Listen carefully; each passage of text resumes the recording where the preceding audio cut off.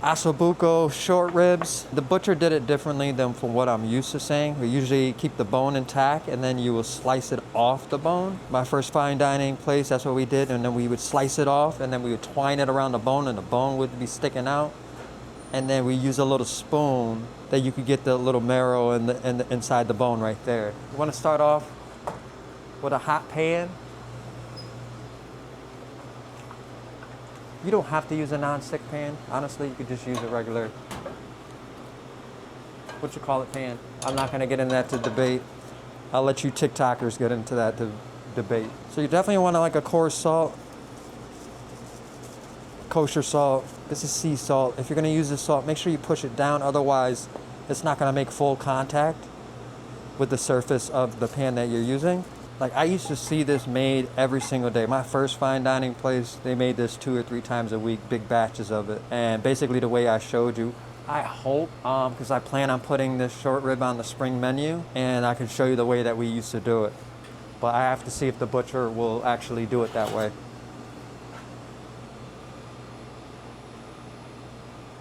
Just gonna put it in a pan like this. Nice and hot, back up. Want a nice crust. And the other ones that we did were more taller, so I mean you really can get those edges better. But it's so thin that I mean you can seal the outside if you want, but it's still gonna taste good. This is a slow cooking process, and it's hard to really screw up ossobuco short rib. We're just gonna take a quick peek at it. We got a nice crust on it. This is where I'm gonna add the onions in also. Just gonna add a couple of onions. So when I deglaze the pan, way too much oil. Definitely you only need a little bit, if any at all. And it'll be a neutral oil or some beef tallow or something like that. Got some beef stock going on right there. We got our red wine. Considering how hot this is, I just don't want the onions to burn. All right, this should be pretty darn close. Yep, we got a nice crust on that backside.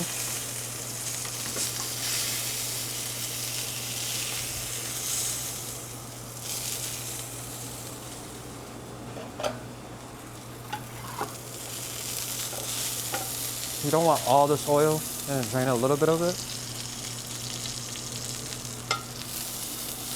And then essentially what you're doing is deglazing with the red wine so you can get all the flavor from the pan.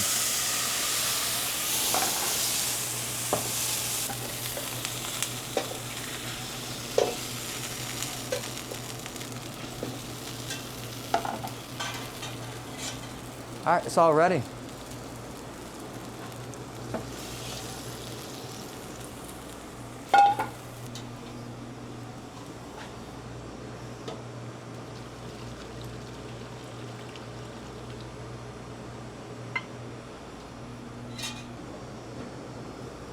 Now, I only have one for this wedding tasting.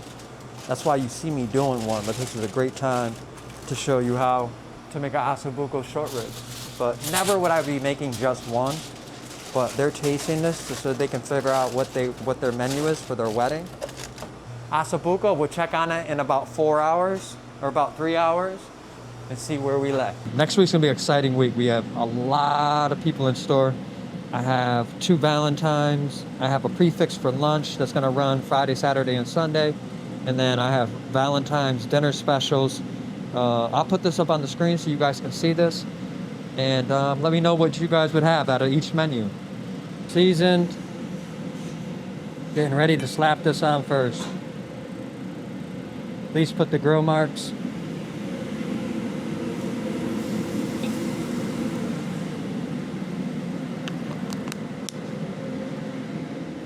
Let's go. You know the routine. Salads be picked up here within the 5 minutes. Turn these pans on slightly.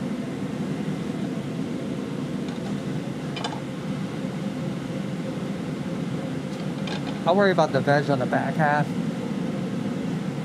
2 entrees right there. Start them. Short ribs is already done. I'll pull that out, let you guys see that. We are good to go. Put the short rib in here. Chicken Tuscany in one of these bowls. Farfalle in this pasta bowl. Actually, I might do farfalle in one of these bowls.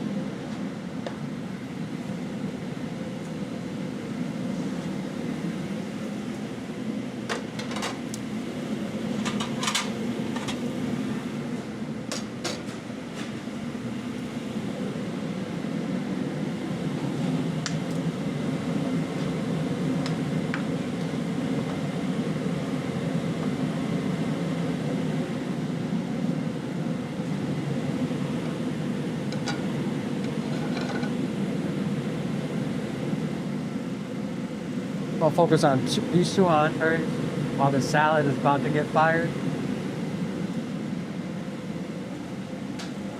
Then we'll go from there.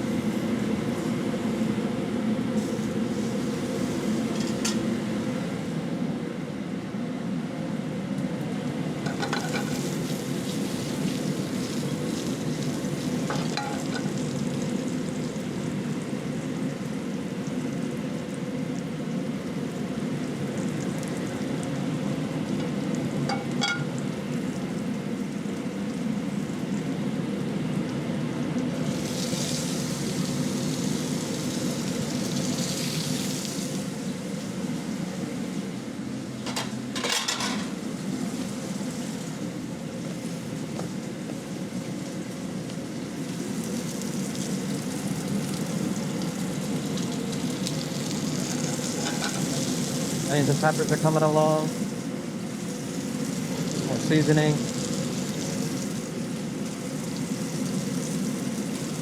Salad, you should be calling for these salads like any minute.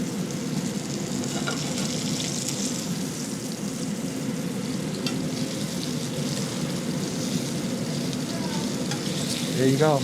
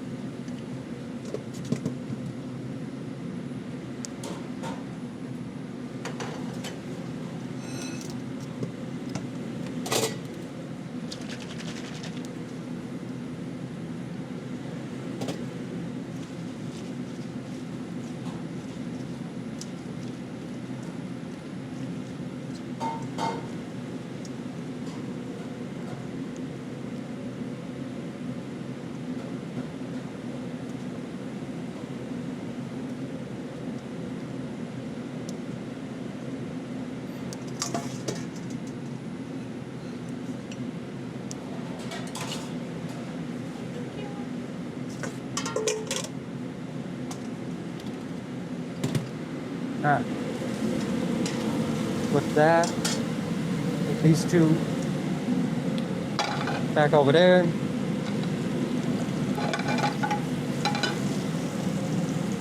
Turn this on. Turn this on. Turn this on.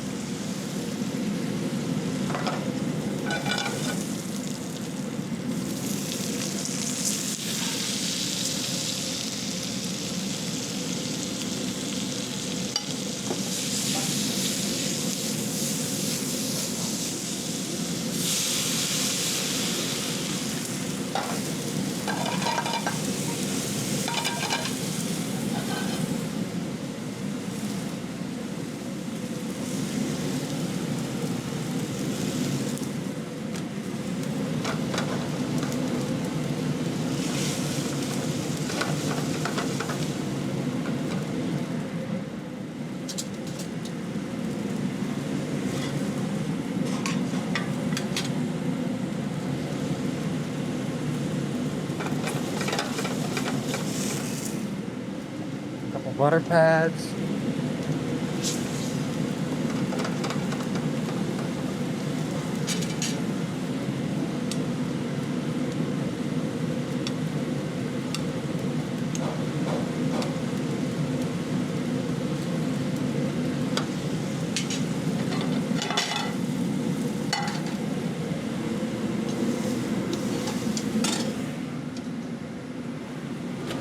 Fire these roasted tomatoes, fire these grapes. Timer for 2 minutes.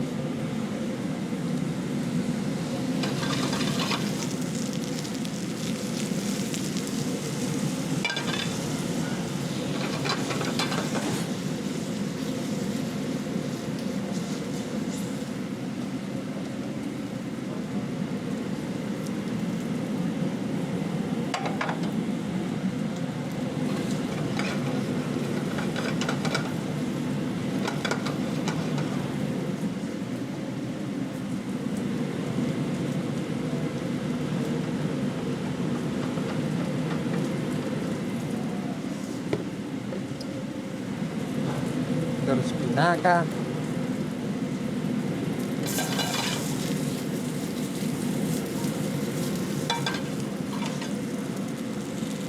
I'm gonna crisp up this bacon real quick.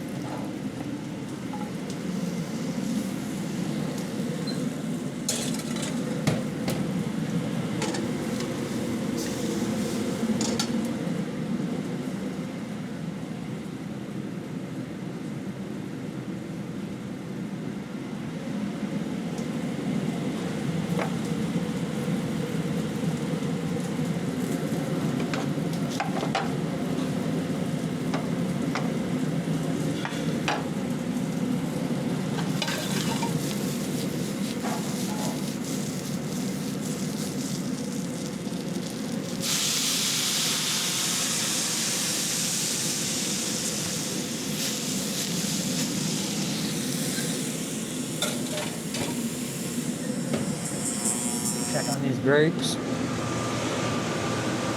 look blistered enough.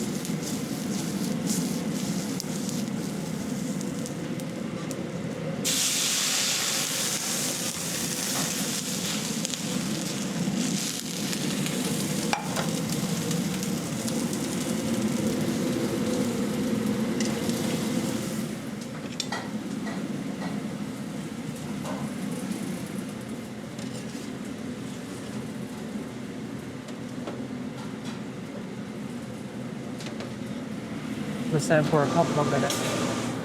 Let it glaze up. We got everything. We're ready to go.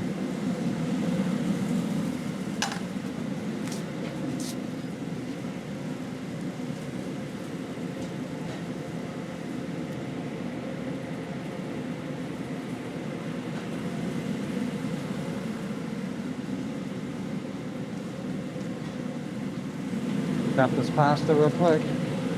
Start plating.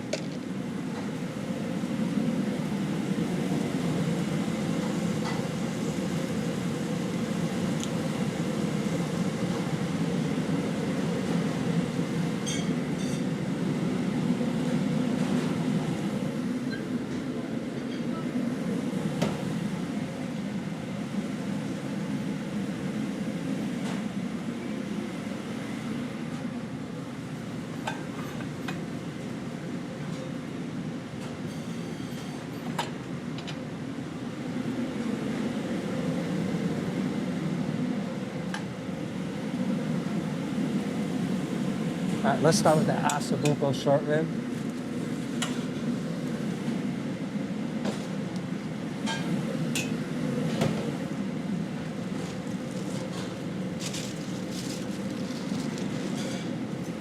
This finished like an hour ago. So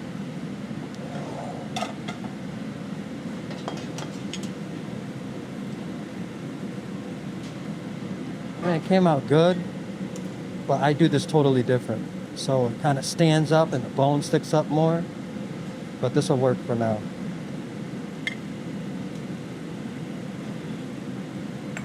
See how it's fall off the bone?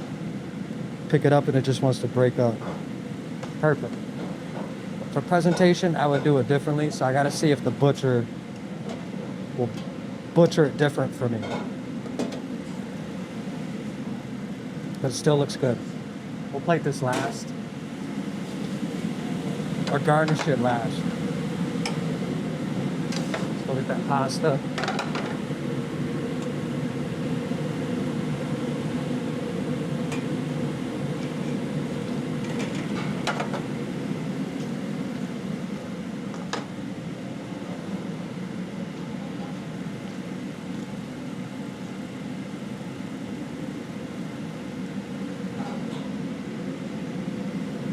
Little herbs in there.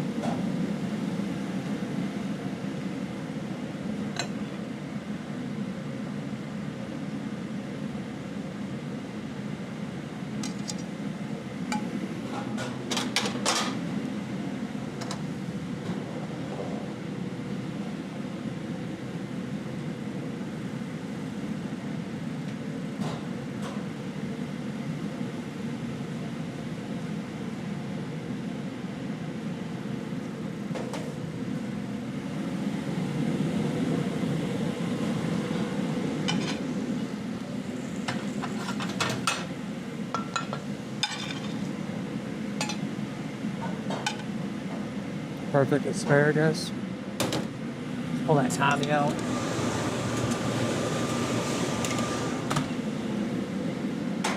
Tommy's perfect.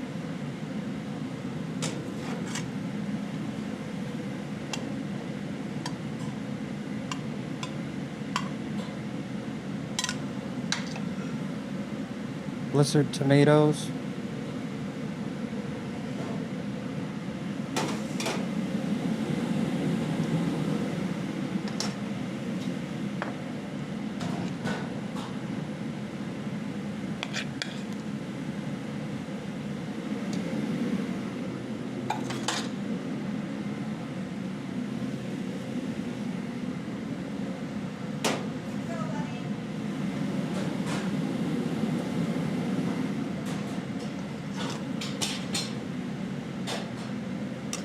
Chicken Tuscany.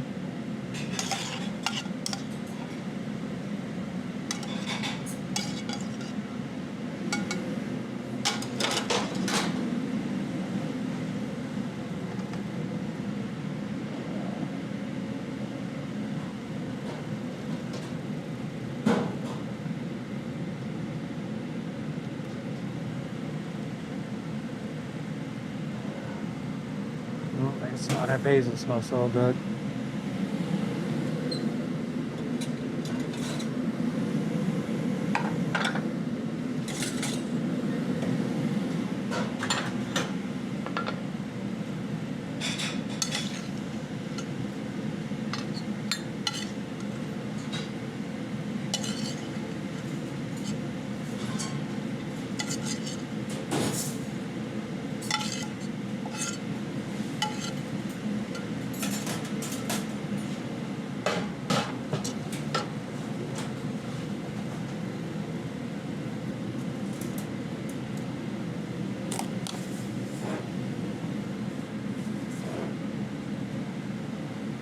I need that ossobuco.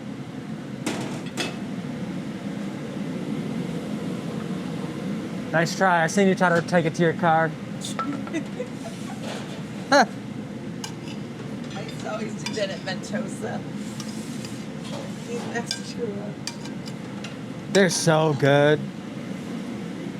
It's like how how they just like fall off the bone, you know? It's like, Yeah. Yes, I do. One of my favorites.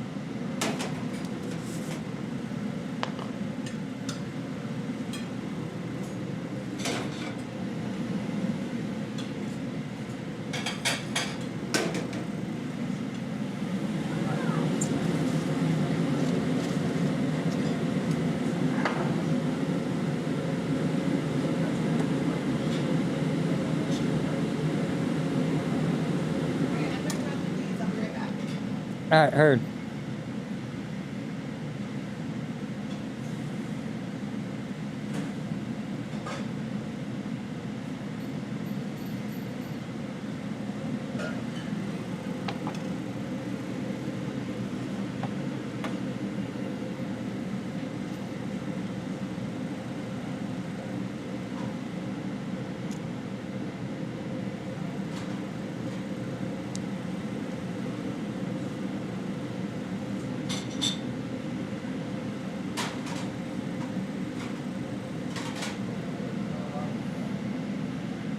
Right there it lays.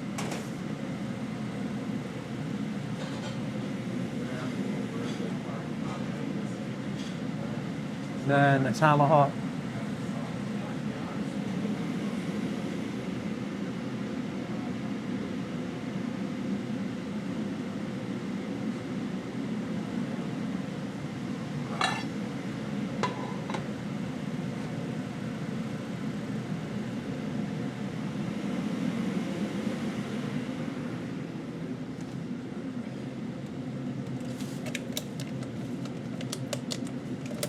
You can't see these. I think that's what they look different. She just made one kind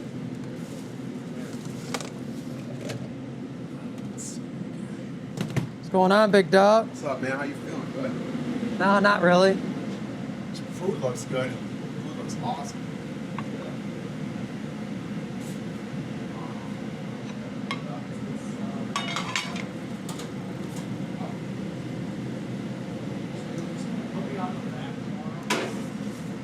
good go. Thank you very much. Yeah. All right. Also, I would like to know who is your favorite chef or who's inspired you, even if you're that, just the home cook. I mean, I would say being 46 now, it's changed throughout the years from different chefs, but I would have to say right now in my life, I think I got a lot of love and respect for Anthony Bourdain, what he did for the industry, how he left the industry. I think I was able to apply it a lot to my own career and my own struggles mentally and stuff like that. So I really appreciate that he was, so transparent with, the different things that he was going on. I mean, obviously it's tragic the way he left this world, but just to know his whole story and watching his shows for years, is just very inspiring to me. I mean, obviously there's some other people that celebrity chefs and stuff like that, going back to the grassroots, from Ramsay to, it doesn't matter who it is. It's just a lot of chefs that can draw inspiration from. So let me know down in the comments what chef inspired you. Whether you're a restaurant chef, whether you're a home cook, I just would like to hear who has inspired you. Yeah, I'll address that now as, I get a lot of comments, especially on the TikTok about garnishing. Step your game up, man. Elevate your dishes. It's all about elegance. I work in a place that we're very heavy in weddings. So your comment cards will let you know what guests like and dislike. What's traditional? The traditional way is out of here. I mean, we did traditional 20 years ago. People have become more eclectic with their menus and stuff like that, and fusions. And so that's the great thing about it. You know how to cook. If it tastes good, then that's what it is. You know the proper training, then you can take that and you can make it into something that's your own. And that's just bottom line. And then where you're at in your career will tell you a lot about yourself. I got 10 dishes for this wedding tasting real quickly.